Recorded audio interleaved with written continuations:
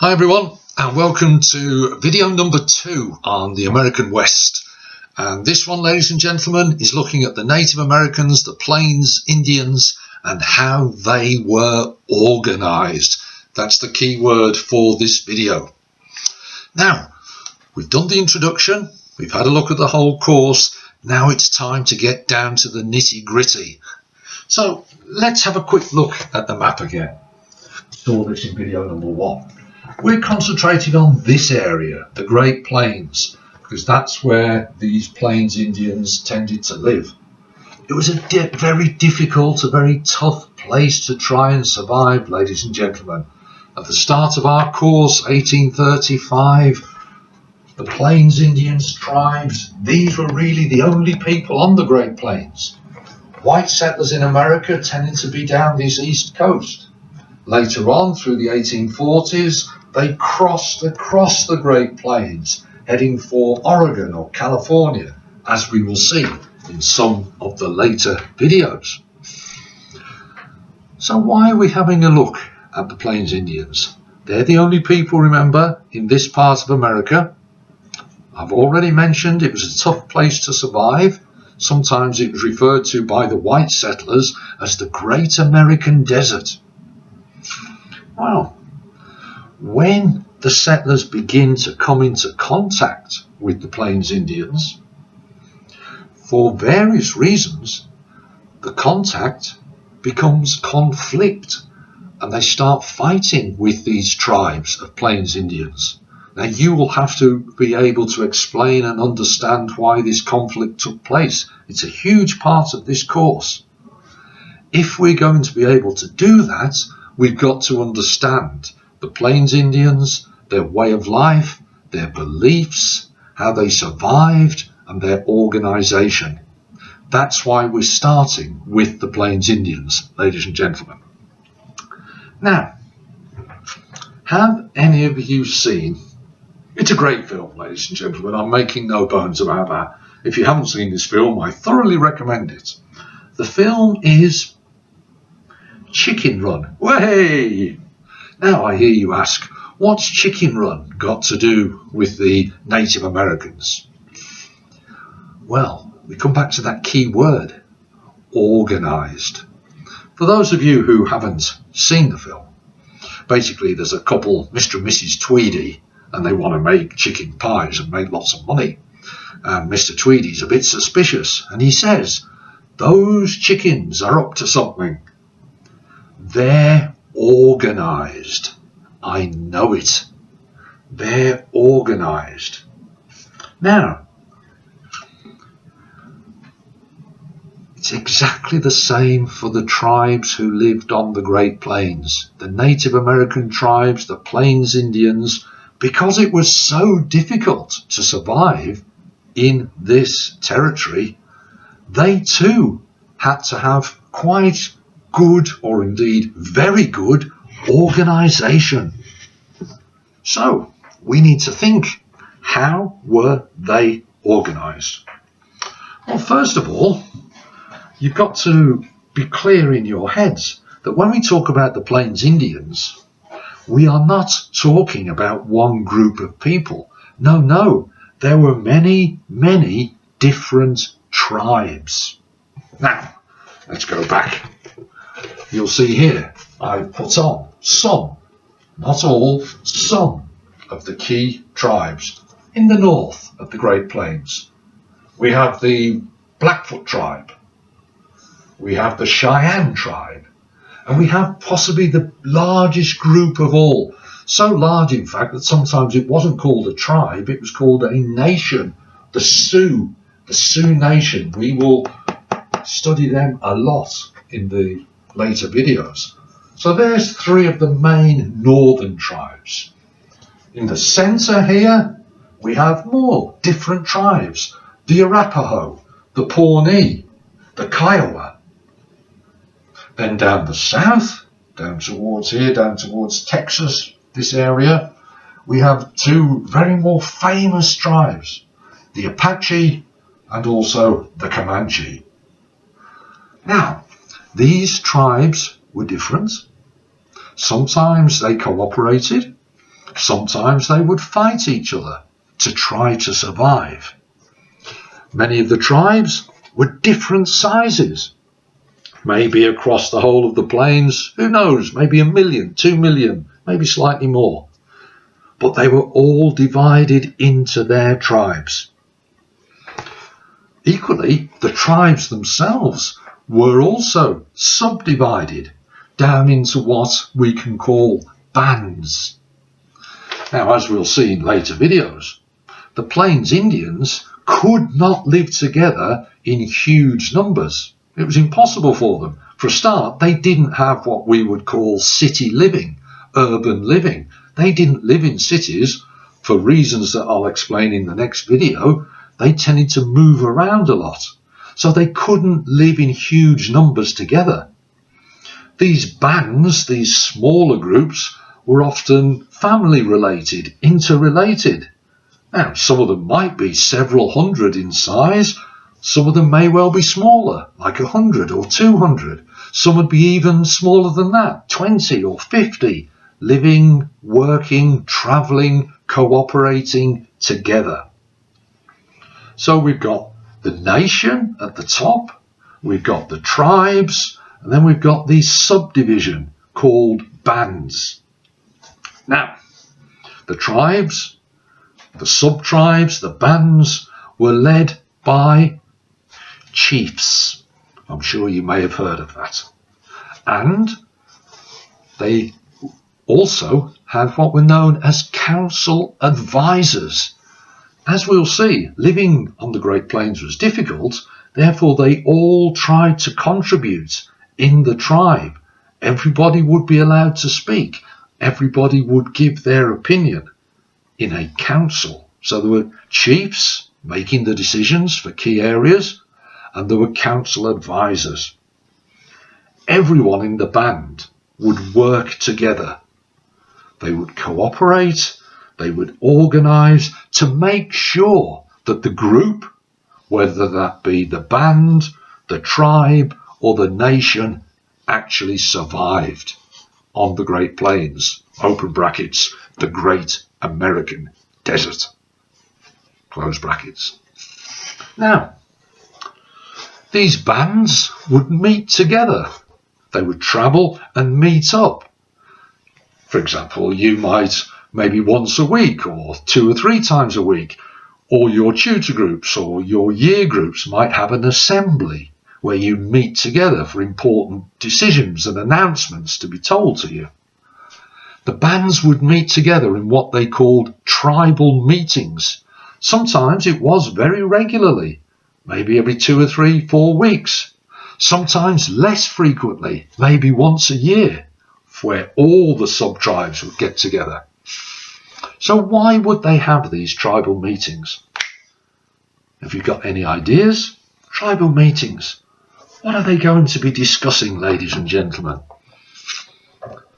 Well, they would be coming to take decisions, listening to all the advice to make important decisions about the survival of the group.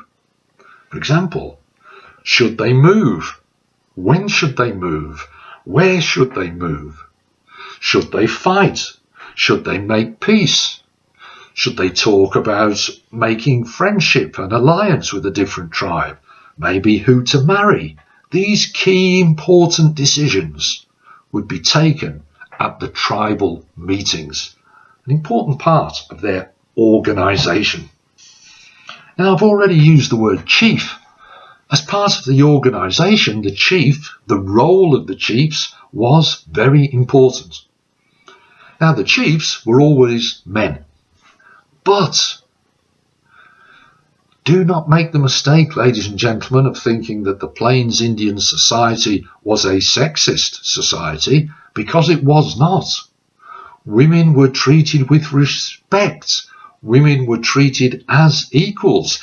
Everybody had their own individual particular role, which they were best suited to help the survival of the tribe. A message hopefully is beginning to emerge in the video. It was all to do with the tribe survival. So, men had certain roles, women had certain roles, which I'll have a look at later in this video. Now let's think of the chiefs. First of all, each tribe or each band, there may be more than one chief. Most schools just have one head teacher. But no, in the tribe, they would again subdivide things. For example, there might be a chief whose responsibility was dealing with war and peace. Another chief who might have the responsibility of dealing with their religious beliefs, organising their prayer to what they called the Great Spirit, or organising to try and contact the spirit world. There may well be a different chief for that. There may well be a chief whose job was to sort out hunting for the food, discussing where to move, to negotiate with other groups. Can we come here and hunt? You can go there and hunt. So there were different numbers of chiefs, and they all had their own particular task. Now I'm going to give you the name of 3 chiefs, some of whom you might already know, some of whom might be new to you. Doesn't matter, we'll study them later in the course. Chief number 1, Red Cloud. He's so important that when we're talking about conflict, remember I said that's an important part of the course, this chap, he's got his own war named after him, Red Cloud's War, an important chief. We'll find out more about him later. The second one, another famous chief, Chief Sitting Bull. You may well have heard of him. Hugely important and respected chief. And the third one, another one who you might have heard of, Crazy Horse. Chief Sitting Bull and Chief Crazy Horse, very important in dealing with General Custer, as we'll see, conflict. So there were many different chiefs. They would emerge slowly over time. They'd have to be brave. They'd have to earn people's respect. They'd have to make good decisions, be wise. They'd have to earn people's loyalty. Now, you weren't chief forever. It wasn't a lifetime job. As you got older, maybe you couldn't do that role anymore. So therefore, your authority would decline, it would fade away, and you may well be replaced, because remember, it's all about the survival of the tribe. So yes, chiefs were an important part of the organisation, but I've already hinted, everyone could offer their opinions in the tribal council, in the meetings. Now, it was supposedly that everyone was supposed to agree before they would move forward.